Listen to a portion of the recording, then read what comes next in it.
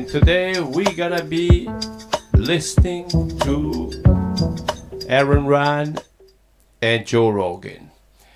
Hi everyone. Yes, today we're gonna be listening to Aaron Rodgers and Joe Rogan. They're gonna be talking about UFOs and, yes, of course, Jesus. So without any further ado, I like that. Any further ado. I don't even know what it means, but it sounds good, right? Let's listen to Aaron Rodgers and Joe Rogan. Like I said, UFOs and Christianity. Let's hear what they have to say. You know, they talk about some of the stories in the ancient texts and in the Bible. They, you know, they don't have the words to explain like what a spaceship is. It's like, no, it's like a chariot in the sky. Ezekiel. Yeah. When you pull up the description that Ezekiel had of the wheel within a wheel, my God, it sounds like a UFO. Within a wheel. You know, and what a lot of people, I would like to talk to Tucker Carlson about this, because Tucker Carlson has this belief too. He just talked to people about this, and he thinks that it's always been here, and that it's a part of existence, and that this is a part biblical stories of angels and devils, and that's what they're really talking about. They're talking about these interdimensional beings, and the darkest theory is one that Lazar talked about. He said is something that they talked to him about when he was working on these back engineered crafts, is that what they use us as is vessels for that we are souls. We hold souls, and that this is essentially a farm. And this is how they develop souls through us, and that what our soul is. I mean, if you had to imagine what our soul is some force, something that they farm here with us. When we die, it transcends and becomes whatever they are in whatever space they exist in. That's what Bob said? He's talking about it, that this is one of the crazier stories that has to do with religion that's attached to the UFO phenomenon. And Diana Tucker's talked about the demonic part of it. Yeah. What did Diana say? Well, this is what some of these people think, is that these things have always been here, and they are a part of our history, and that this idea that they're coming here on these metal crafts from another planet is not necessarily the whole picture, that it might be some of that, because we do that. Like, we send drones to Mars. If we get to the point where we have artificial intelligence, or I should say created intelligence, digital intelligence that exists in some sort of a physical form that we can use in a physical craft that doesn't have the biological limitations of tissue, need oxygen, and all the things that would prevent us from being able to travel in deep space. You could send this thing out into the cosmos, and this thing behaves like a life form. I mean, we're essentially on our way to doing that. We have a rover that's moving around on Mars right now as we speak. So what is Ezekiel's? Yeah, before he reads Ezekiel, Ezekiel chapter 1, for those who are interested, it starts around verse 4 and it finishes around verse 20. Around there is basically describing a vision. The prophet Ezekiel is seeing a vision. And that vision really have the appearance of very, very, you know, if you want to, Ezekiel is describing the same type of idea, and he's saying those are wings, because he said there's wings, there's all kinds. Let's listen to what the description of Ezekiel. Okay. I saw an immense dust storm coming from the north, an immense cloud with lightning flashing from it, a huge ball of fire glowing like bronze. Within the fire were what looked like 4 creatures, vibrant with life. Each had the form of a human being, but each also had 4 faces and 4 wings. Their legs were sturdy and straight as columns, but their feet were hooved like those of a calf, sparkled with the fire like burnished bronze. On all 4 sides under their wings they had human hands. All 4 had both faces and wings, with the wings touching one another. They had neither one way nor the other. They went straight forward. They turned neither one way nor the other. They went straight forward. Their faces looked like this. In front, a human face. On the right side, the face of a lion. On the left, the face of an ox. And in the back, the face of an eagle. So much for the faces. The wings were spread out with the tips of one pair touching the creature on either side. The other pair of wings covered its body. Each creature went straight ahead. Wherever the spirit went, they went. They didn't turn as they want. The 4 creatures looked like blazing fire or like fiery torches. Tongues of fire shot back and forth between the creatures. And out of the fire, bolts of lightning. The creatures flashed back and forth like strikes of lightning. As I watched the 4 creatures, I saw something that looked like a wheel on the ground beside each of the 4-faced creatures. This is what the wheels looked like. They were identical wheels, sparkling like diamonds in the sun. They looked like they were wheels within wheels, like a gyroscope. I mean, that sounds like if you're living thousands of years ago, and by the way, you tell this story forever before it ever gets written down. I mean, there's 1,000 years of oral tradition of speaking these stories before these things get written down. They went in any one of 4 directions they faced, but straight, not veering off. The rims were immense, circled with eyes. When the living creatures went, the wheels went.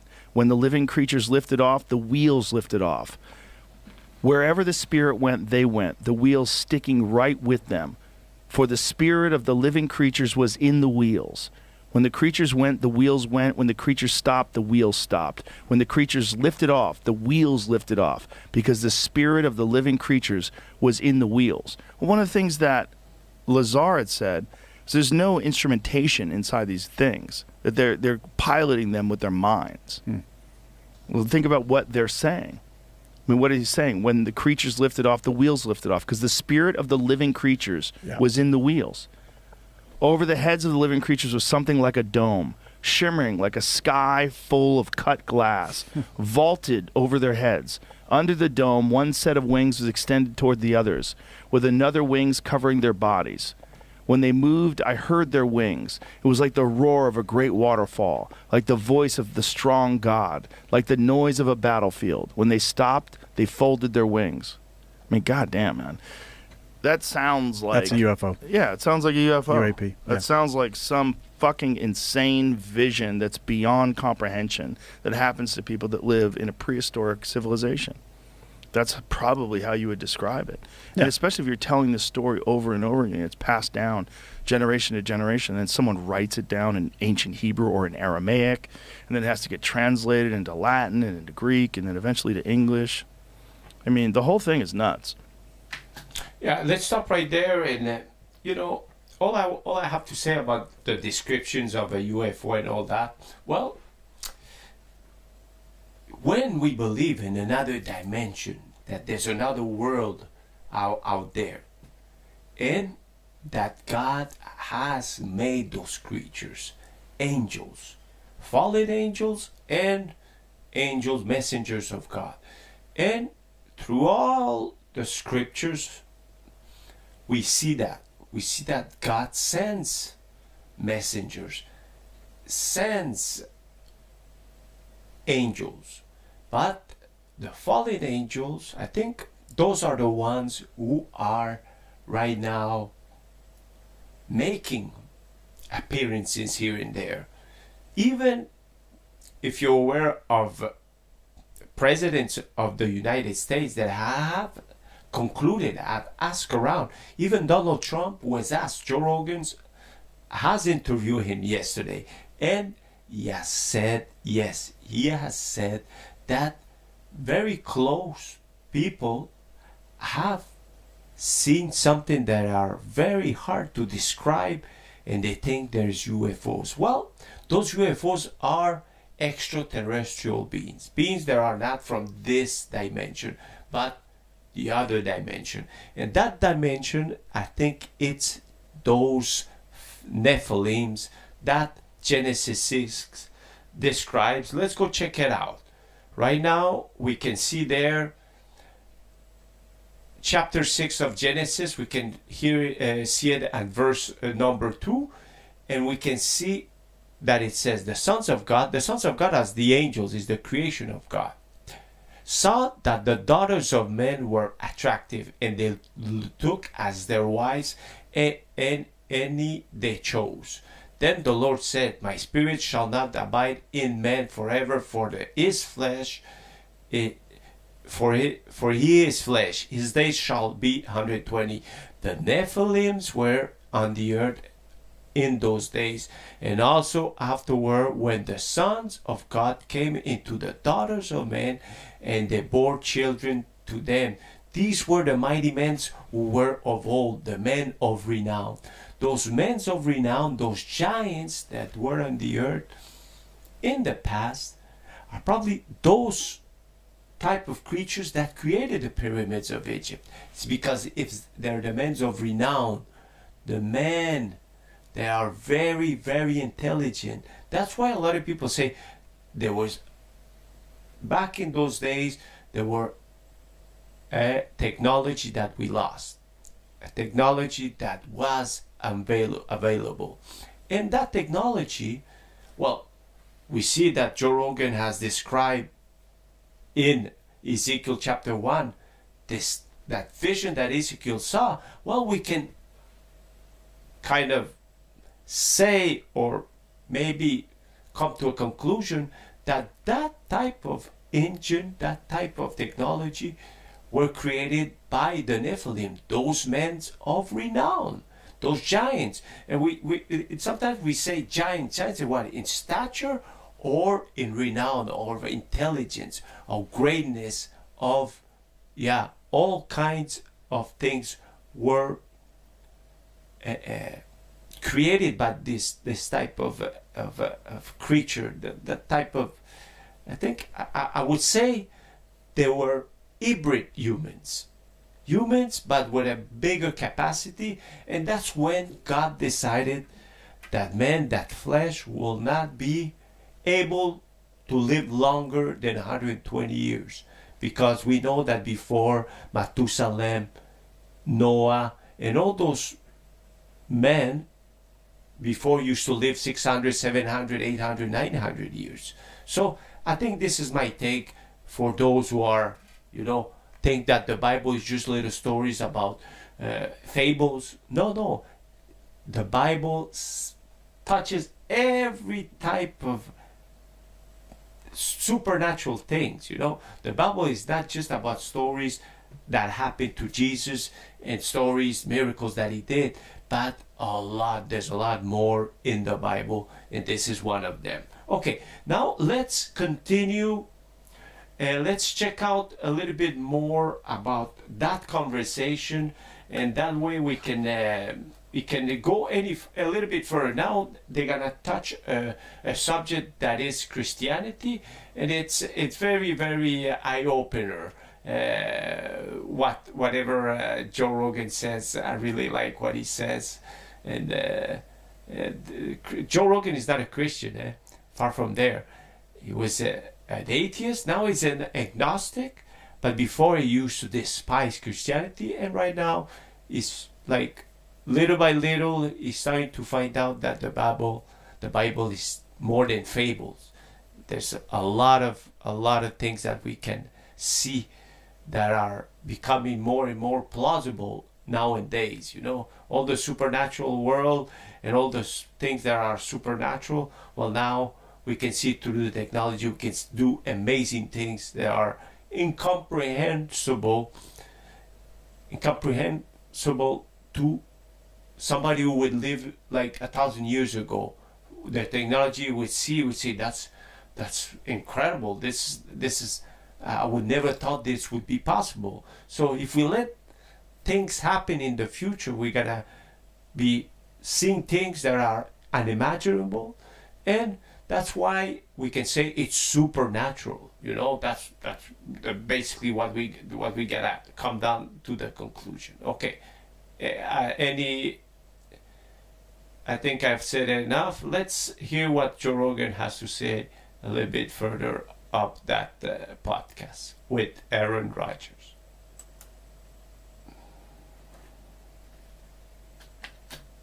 The problem with living in a secular society and living in a society that has a lot of people that are atheists, that have no belief system at all, is you find a belief system. And that's a lot of these people that call themselves atheists, or they've subscribed to the religion of woke. You know, their God is equity and inclusiveness. Their God is this ideology that they think that you have to subscribe to. And that's why it's spooky, because people, human beings seem to have a very strong desire for some sort of order and form and some sort of pattern that they can follow that seems to be the right way to go. And they can be led by cults, they can be led by groups of people, they can be led by, you know, intolerant governments and evil armies and corrupt politicians. They can be led. But I think as time rolls on, people are going to understand the need to have some sort of divine structure to things, some sort of belief in the sanctity of love and of truth. And a lot of that comes from religion.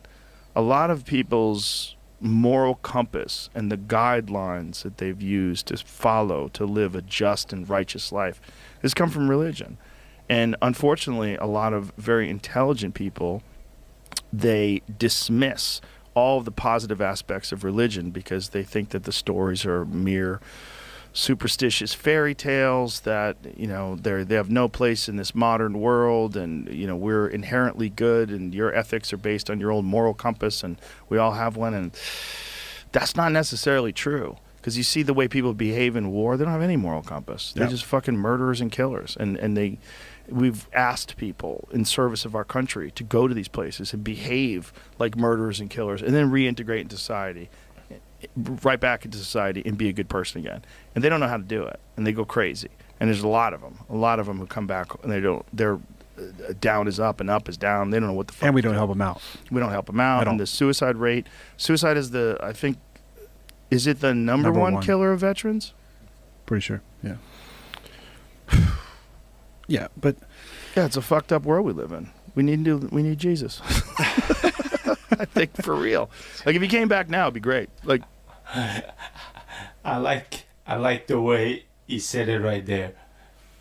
I think he's serious. Like, we need Jesus, and then for real, you know, if he come back now, that would be great, because he understands that the crazy world that we're living in, we think as we advance, we're gonna get smarter and we're gonna be more loving, and peace on the earth will come because we're gonna learn from our mistakes. And we're gonna learn, like, from World War II, what a disaster. Look what Hitler did. We're not gonna make that anymore. We gotta have to learn from our mistakes. No. Men are evil in their heart. When you give him power and money, a lot of things can go wrong. And that is the problem, when we put God aside and we try to do it in our own way. Anyways, let's continue. Jesus, if you're thinking about coming back right now, now's a good time. Yeah, pretty soon. Yeah, now's a good time. We're kind of fucked. Well, there's a lot of people that think that might be coming. Well, it might be. Mark of the beast. That might be the aliens. I mean, that might be what all this stuff is. It might be we reach a certain point where we're so unmanageable and so chaotic that something comes down and gives us a guideline. I mean, this is what Moses essentially experienced, supposedly, right? When he came back with his 10 commandments. This is supposedly what, you know, these people that have had these religious visions, none of the religious visions were like, oh my God, we're fucked. Yeah. All the religious visions were, there's a way to do this. Yeah. There's a guide, there's a way to follow, and there's a greater power that's above everything, that controls this whole thing and keeps it all together. And there's laws to adhere that will make for a much better life for all humans and all life on Earth. Yeah, it's hope. Hope is a memory of the future. You know, this shit matters. Yeah. That, you know, it does matter. Yeah, like everything we do matters. I think if you know, atheists, I think, can find their own religion. It might be religion of science or religion of climate change or whatever it might be, but to not believe in a higher power means that really nothing I do matters. Ultimately, I live, I die. That's it. You know. Yeah. So whatever purpose you might have, it's short-lived. It's just for this. There's nothing else going on. I have a hard time with that because I believe there's a seen world and an unseen world, and there's forces of good and forces of evil, and that there's a purpose for all this. And there's, there's a lot of reasons why we're doing this. There's a lot of opportunities to do this, I'd like to get it right this time around. Yeah. You know? That'd be nice. That'd be nice. But if there is the Christianity part and Jesus wants to come back and save everything, It'd be good right around now. yeah. Like, don't wait till the election. Yeah.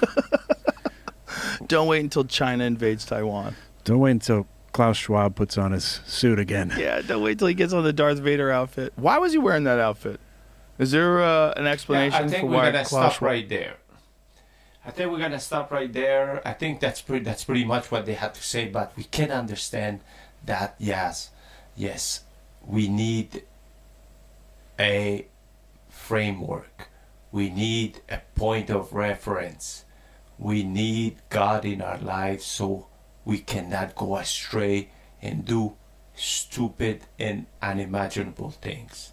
So I think I'm gonna leave you right there. I think we've been doing this for a long time. I think we're past 20 minutes. So I think we're gonna leave it like that. It's getting long every week. But I hope you enjoy this segment with Joe Rogan and Aaron Rodgers about UFOs and Christianity. Hope to see you soon.